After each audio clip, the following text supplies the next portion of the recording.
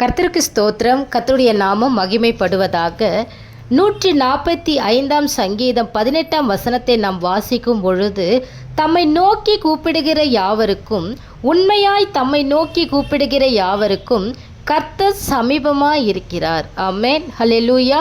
கர்த்தரை நாம் நோக்கி கூப்பிடும் பொழுது, உண்மையோடு தேவனை நாம் அழைக்கும் பொழுது கர்த்தர் பிரியப்படுகிற தேவனாய் இருக்கிறார். ஆமென். எங்கும் உண்மையுள்ளவர்களாய் நாம் இருக்கும் பொழுது, எல்லா நேரத்திலும் தேவனுடைய வார்த்தையை வாழ்க்கையாக மாற்றும் பொழுது, உண்மையாய் நாம் தேவனை நோக்கி கூப்பிடும் பொழுது கர்த்தர் நமக்கு உதவி செய்கிற தேவனாய் இருக்கிறார். ஹல்லேலூயா, ஆமென். யாவருக்கும் சமீபமாக இருக்கிற கர்த்தர் உண்மையுள்ள மனுஷனுக்கு, உண்மை உள்ளவர்களுக்கு பரிபூர்ண ஆசீர்வாதத்தை அருளுகிற தேவனா அவர் இருக்கிறார். ஆமென்.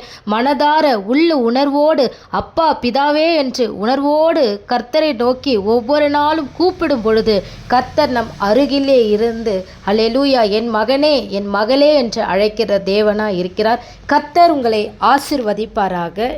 ஆமென்.